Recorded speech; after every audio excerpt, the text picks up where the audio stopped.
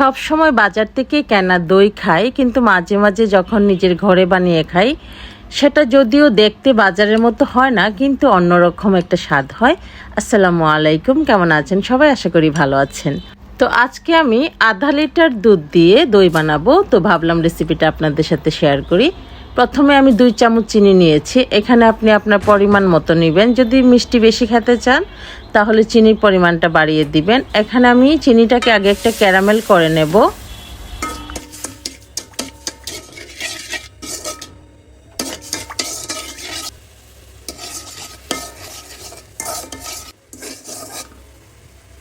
ক্যারামেলের কালারটা চলে আসছে। এবার আমি অল্প পরিমাণে দুধ দিয়ে প্রথমে ক্যারামেলের সাথে খুব ভালো করে মিশিয়ে নেব, তারপর পুরো দুধটার সাথে এই ক্যারামেলটা মিশিয়ে নেব।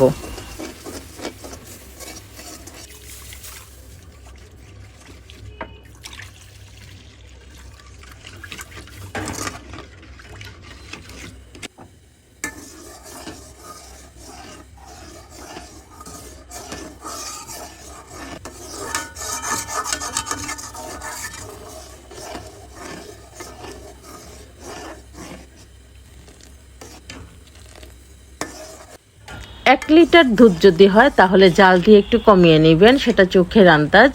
আমি যেহেতু আধা লিটার দুধ নিয়েছি, তো আমি আধা লিটার থেকে জাল দিয়ে একটু কমিয়ে নিয়েছি। এবার লাগবে আমার টক দই। যদি টক দই না থাকে তাহলে মিষ্টি দই দিতে পারেন। আমার কাছে আজকে টক দইটা নাই, তাই মিষ্টি দইটা আমি কেনা যে বাজারে মিষ্টি দই, সেখান থেকে আমি প্রায় 3 চামচ, চায়ের চামচে 3 চামচ দই আমি ছাঁকনিতে তুলে নিচ্ছি।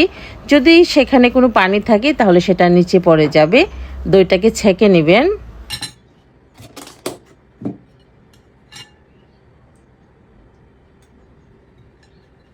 মিষ্টি দইয়ে পানির পরিমাণটা কম থাকে, তাই খুব বেশি পানি বের হয় নাই।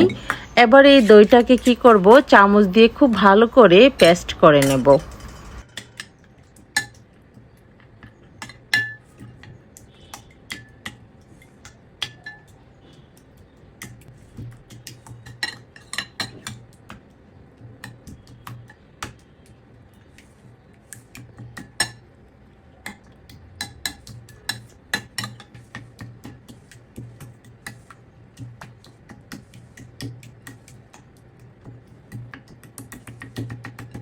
খুব ভালো করে পেস্ট করা হয়ে গেছে। তো এবার দেখেন দুধটা একটু গরম থাকতে, মানে ঠান্ডাও না আবার খুব বেশি গরমও না। তো 2 চামচ নিয়ে প্রথমে কি করব, এই দইটার সাথে খুব ভালো করে মিশিয়ে নেব।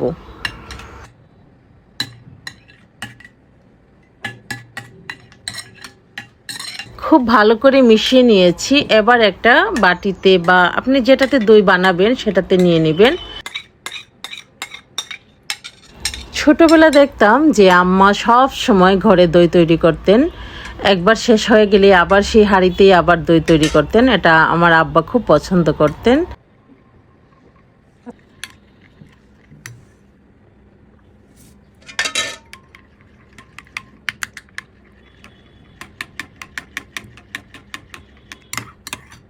তো কিছু পরিমাণ দুধ দইটার সাথে খুব ভালো করে মিশিয়ে নিয়েছি। এবার পুরো দুধটা দিয়ে দেব। আপনি যদি আঠালো দইটা বানাতে চান তাহলে এই দুধের মধ্যে যদি আরও কিছু গুঁড়ো দুধ মিশিয়ে নেন তাহলে দইটাতে একদম আঠালো ভাবটা চলে আসবে। আমি আর গুঁড়ো দুধটা মিশাই নাই, আমি নর্মাল একদম নরম যে দইটা সেটাই বানাতে চাচ্ছি। দইয়ের সাথে দুধটা খুব ভালো করে মেশানো হয়ে গেছে। এবার আমি নিয়েছি একটা বিছানার চাদর, যে কোনো গাঢ় কাপড় নিলেই হবে, তোয়ালে হলেও চলবে। এবার দুধের বাটিটা একটা ঢাকনা দিয়ে ঢেকে দেব, তারপর বিছানার চাদরটার উপরে রেখে নিচের থেকে উপরে খুব ভালো করে মুড়িয়ে রেখে দেব, এবং সেটা রেখে দেব 5 থেকে 6 ঘন্টার জন্য। তো 6 ঘন্টা পর দেখেন আমি বিছানার চাদরটা সরাবো, কেমন দই হয়েছে আপনাদেরকে এখন দেখাবো।